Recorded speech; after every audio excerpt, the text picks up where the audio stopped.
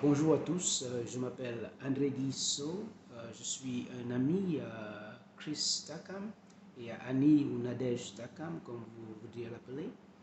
Euh, je les connais, ça fait des années avec Takam, ça commence dès l'école secondaire euh, dans notre village de Bamenju, à l'ouest du pays. Et j'ai connu Annie quand ils se sont mariés dans les années 2000. L'objectif de mon propos est simple. C'est essayer de répondre à certaines questions de mes anciens étudiants et de nos connaissances au Cameroun qui depuis me posent des questions sur Facebook. Mais qu'est-ce qui s'est passé? Qu'est-ce qui s'est passé? C'est toi qui peux nous expliquer parce que tu es de l'autre côté avec lui. Ça, c'est le premier objectif. Le deuxième, c'est de faire des recommandations à certaines personnes que je vois en ligne qui affichent un comportement déplorable, irrespectueux, et qui parlent des choses qu'ils ne connaissent pas, mais parlent en spécialiste. Et le troisième, ce serait implorer le respect de la mémoire de ces individus qu'on a perdus dans des situations extrêmement tragiques et qu'on ne peut pas expliquer. Donc, Takam était mon ami. Comme j'ai dit, on se connaît depuis l'école secondaire. Dans les années 80, on a étudié dans le même lycée, dans le même CES. On est revenu, je pense, 10 ans après, 94, 95, dans le même lycée comme enseignant. Moi comme enseignant d'allemand et d'anglais, lui comme enseignant de français et d'anglais. Je me suis installé aux États-Unis un peu avant lui. Il m'a retrouvé après. Monsieur Takam était un homme intelligent, un homme passionné, un homme qui aimait, un homme qui aimait rire, un homme qui adorait sa famille, qui travaillait, qui avait des ambitions, qui voulait changer l'avenir de ses 3 enfants et leur laisser un futur prospère. Je peux dire la même chose d'Annie ou de Nadège. Annie était ambitieuse, travailleuse. Je vais vous donner quelques exemples seulement. Je ne me rappelle pas quand Annie avait moins de 2 boulots à la fois. En plus de ses responsabilités de maman, d'éducatrice à la maison, elle avait en plus le temps de suivre un cursus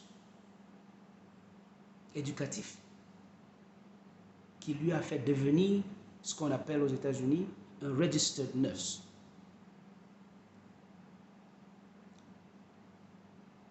Donc, je vais vous dire ceci à tous ceux qui sont en train d'écrire des futilités en ligne, que Nadège n'était pas une tontine. Elle était une travailleuse. Elle avait des ambitions. Et en fait, d'entre les deux, je pense que c'est elle qui a compris ce qu'il fallait faire pour vraiment vivre. Pour vraiment vivre le rêve américain.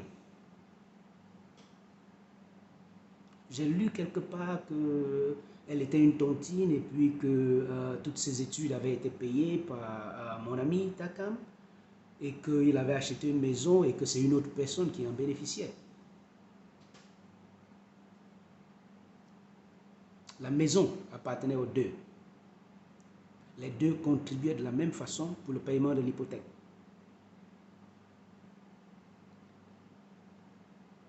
La dame, elle payait ses études elle-même. J'ai des preuves. Okay? Donc, qu'on laisse ces histoires farfelues, sans base, de côté et qu'on parle de ces individus.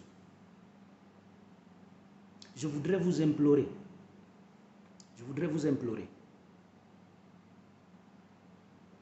à ne pas parler de ce que vous ne connaissez pas. Et si vous ne connaissez pas, c'est une base scientifique, logique, très simple. On ne sait pas, on se tait et on pose des questions.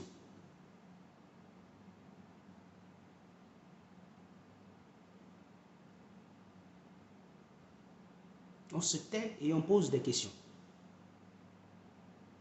Donc, je vous implore une fois de plus à respecter la mémoire de ces deux individus qu'on a perdus dans des circonstances qu'on ne peut pas expliquer.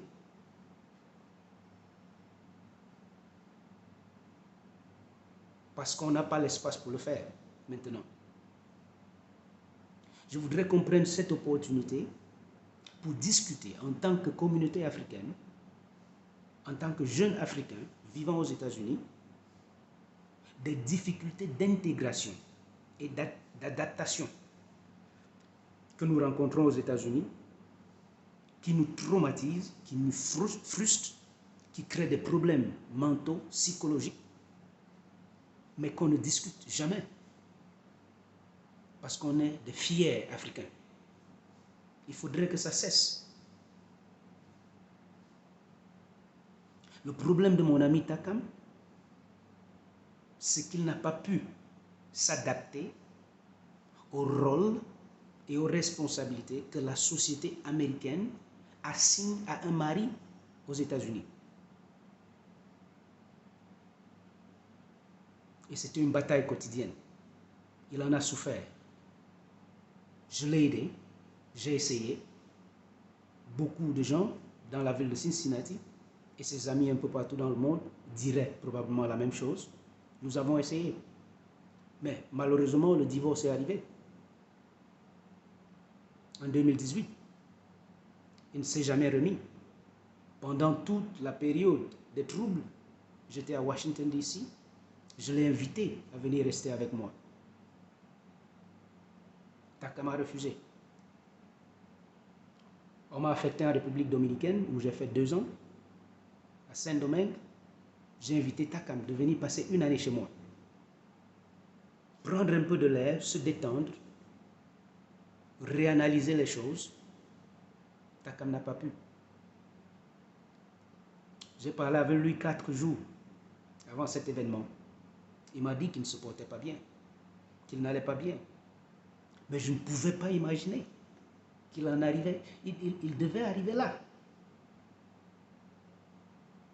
Ok? Donc si quelqu'un vous dit, si quelqu'un écrit des articles à partir de New York, avec l'intention d'expliquer ce qui s'est passé, j'appelle cette personne un idiot. Vous savez pourquoi cette personne est un idiot?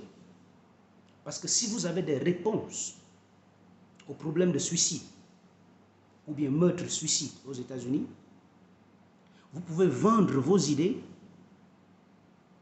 à la faculté d'études psychologiques, je ne sais pas comment ça s'appelle, à Harvard University, ou bien dans n'importe quelle université américaine qui étudie les problèmes mentaux, et vous allez devenir très riche. Donc si vous ne pouvez pas faire ça, je vous demande, au nom de ses amis, au nom des gens qui le connaissaient, au nom de ses 3 enfants qu'il a abandonnés, to shut the fuck up. Pour finir, je ne parle pas au nom de la famille, je parle à mon nom. Ce que j'ai vu en ligne m'a frustré. À un moment pareil, en tant qu'Africain, en tant qu'être humain, tout ce que nous pourrions faire, c'est de respecter la mémoire de ces individus. C'est de ne rien dire quand on ne sait pas de quoi on parle. Ou bien de poser des questions pour essayer de savoir. Je vous implore aussi d'utiliser cette opportunité pour commencer à discuter des problèmes fondamentaux que les hommes africains et les femmes africaines rencontrent aux États-Unis parce qu'ils se sentent déracinés. Des problèmes d'intégration, des problèmes d'adaptation, dont la communauté africaine ne parle jamais. Si on le fait, peut-être dans 1 mois, dans 2 mois, on ne va pas avoir un autre cas comme celui-ci. Et pour finir, sachez qu'il a laissé 2 enfants, oui, 3 enfants.